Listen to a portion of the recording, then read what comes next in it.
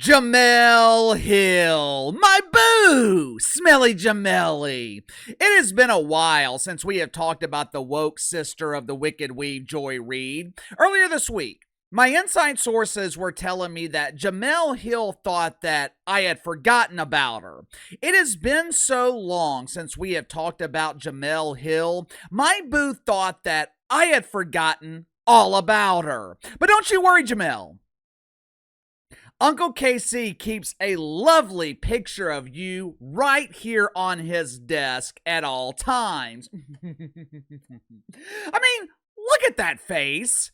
How could anyone ever forget that face? This is the same face that the whoopee cushion makes when she unleashes her uncontrollable boodle breeze. Oops, was that me? Whoopee! There's a reason that it's been months since we have talked about Jemele Hill, and the reason is there's absolutely no reason to talk about her. Outside of the annual Huge Embarrassing Failure Awards here on the channel, where Jemele Hill is nominated every year but has never won, outside of Huge Embarrassing Failure, Jemele Hill is completely irrelevant. 3 years ago, she released her memoir, an autobiographical sedative dedicated to mythical racism. There were so few copies sold, the publishing company ended up recycling the paper and using it for toilet paper. If I remember correctly, I believe her last sympathy job in the media was hosting a show for Turner Sports. Now, obviously, they were not putting Jemele Hill on TNT or one of the major networks where there's expectations to draw ratings. They ended up burying Jemele Hill on True TV or Who TV, the network that features faces of unknowns that makes viewers say, "Who?" Whatever network she was on, Jemele Hill performed so poorly that ratings could not be measured. Or, as her woke welfare donators would say, Jemele Hill met expectations. Several years ago, Smelly Jemele teamed up with another huge embarrassing failure named Carrie Champion. Now, to her credit, Carrie made an excellent choice for her stage name, because she is damn sure the champion of failure. Naturally, the show was a disaster. I believe it aired on Vice, a network with low expectations for ratings. Smelly and the champion of failure performed so poorly, the show was canceled after a few episodes. But the reason I'm bringing that up is because the show was titled Smelly and Failure Won't Stick to Sports. Although most people knew them for consistent failure, family and friends knew Smelly and Carrie as sports journalists. The show was intended as a message to family and friends that Jemele and Carrie could talk about more than sports. They could talk about mythical racism. They could talk about misogyny being the reason for the failure of the WNBA. They could talk about politics. Basically, Jemele and Carrie wanted to talk about things that they knew nothing about. Unfortunately for Jemele Hill, she should have stuck with sports. Maybe, just maybe, sticking with sports could have saved her from public humiliation. Last night, Jemele Hill was part of the panel on Abby Phillip's primetime dump on CNN. They were talking about tariffs, and Jemele Hill said something insanely outlandish. Under normal circumstances at CNN, no one would have noticed. This would have been another polisher applying polish to the turd, business as usual. But unfortunately for Jemele Hill, the American hero Scott Jennings, I am a real American. The American hero was on the panel last night, and he was in no mood for propaganda. Jemele Hill was doing what she does best. She was talking without having any idea of what the hell she was talking about. And Scott Jennings proceeded to embarrass her by simply asking Jemele Hill to explain her point. Problem was, Jemele Hill didn't have a point.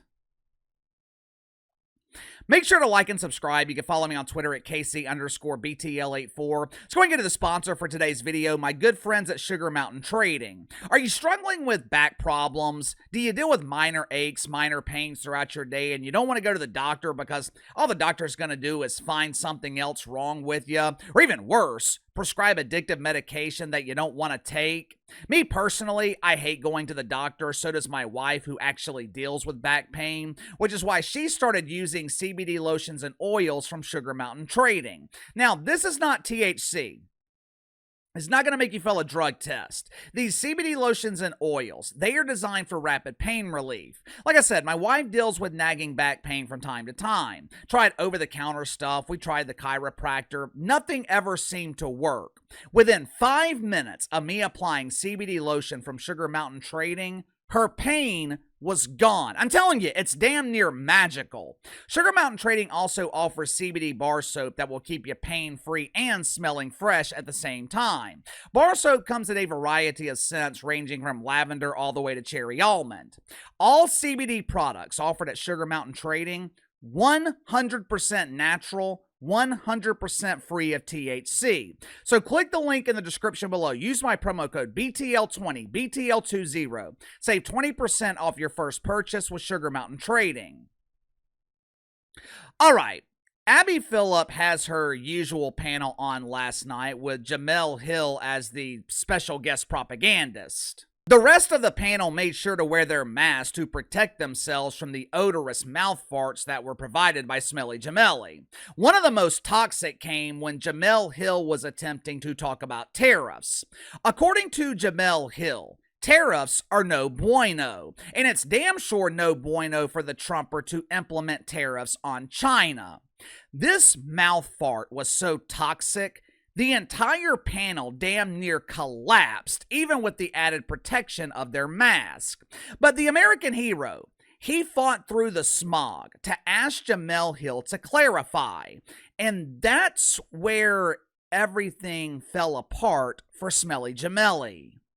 Watch for yourself. If you didn't wildly put tariffs in place that don't make any sense, that would probably help more. Where do you think the tariffs don't make sense? China. I mean, the big one. China? Does not make any sense. Does it make sense to have tariffs on China? No, it doesn't make sense to have this level of tariffs on China. On that entire China? What level do you prefer? Well, not 145%. Give me a number. Again, not 145%. How about 144?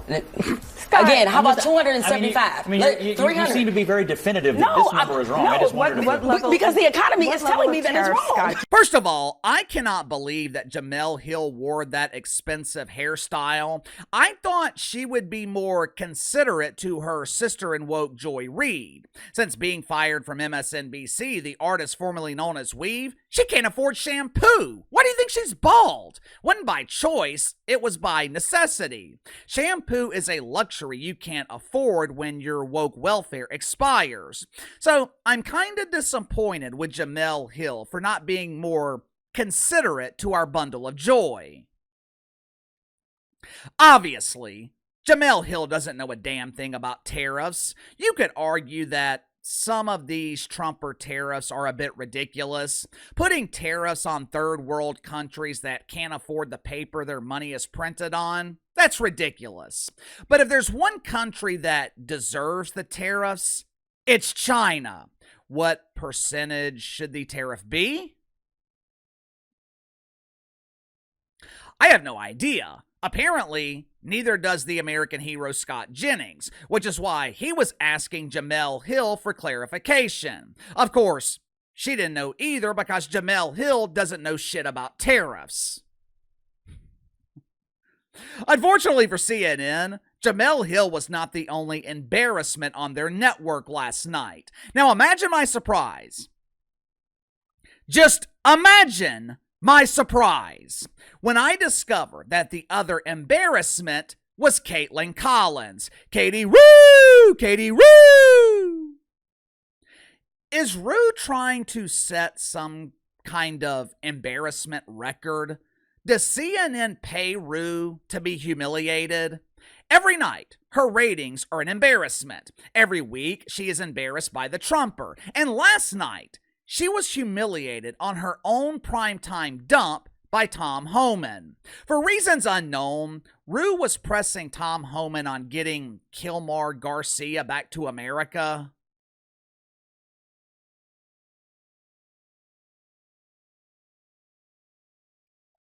You know, 3 or 4 days ago, I could somewhat understand this. Earlier this week, when we talked about Special K here on the channel and his alleged membership in PG-13, we didn't have all the information that we have now. But in the last 3 or 4 days, there has been a litany of information released, and none of it's good for Kilmar Garcia. The federal government has officially labeled him a bad hombre. And once you reach bad hombre status, it is damn near impossible to re-enter the country. On the list of rankings, bad hombre ranks 3rd, right behind terrorist and America's Most Wanted. So I'm struggling to understand why the mainstream media is fighting so hard for Kilmar Garcia to return to America. Why is the mainstream media always on the wrong side of an issue? They are always on the wrong side of every issue. And then they wonder why normal people don't trust the media. You want an example of why people don't trust the media? Here you go. Watch it for yourself. If someone is deported by accident, that they have no responsibility for them once they are in the custody of a foreign government. What would you say to that? Well, they're in the custody of El Salvador. He's an El Salvadoran national. He was born in El Salvador. El Salvador has him in custody, and El Salvador decide what happened to him. So again, I'm going to go back. The DOJ, they can fight this out in the courts. As I'm not a part of that. I'm not an attorney. I'm not a prosecutor. So we'll let the courts, decide what the next steps will be. Even though it was a U.S. immigration judge who said the one place he can't go is El Salvador. Again, we can keep going back and back, but again, that was years ago. Country conditions were different. That gang no longer exists in El Salvador. He has been designated a terrorist since that time. 2 different federal judges said he's an MS-13 member. A police department said he's an MS-13 member.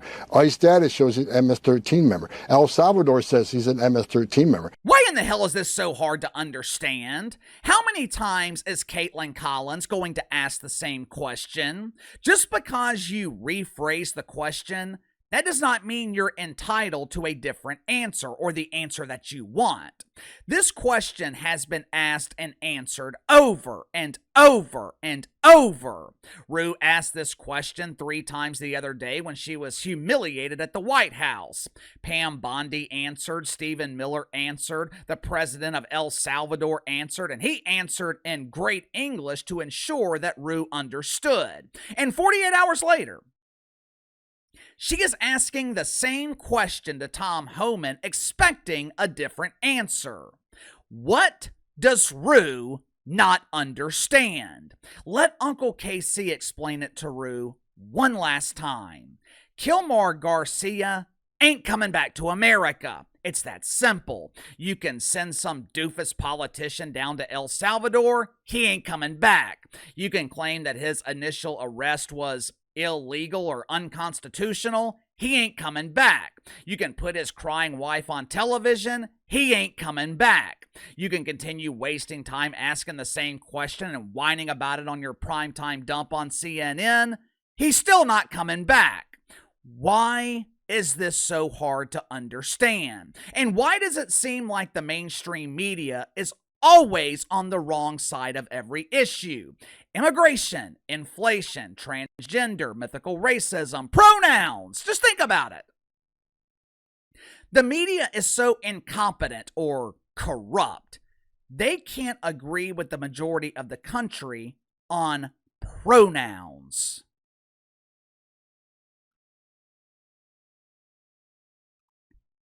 Give me your thoughts on this. Jemele Hill makes a rare appearance in the mainstream, and she's instantly humiliated. Caitlyn Collins and the rest of the mainstream media continue fighting for an alleged gang member to be returned to America.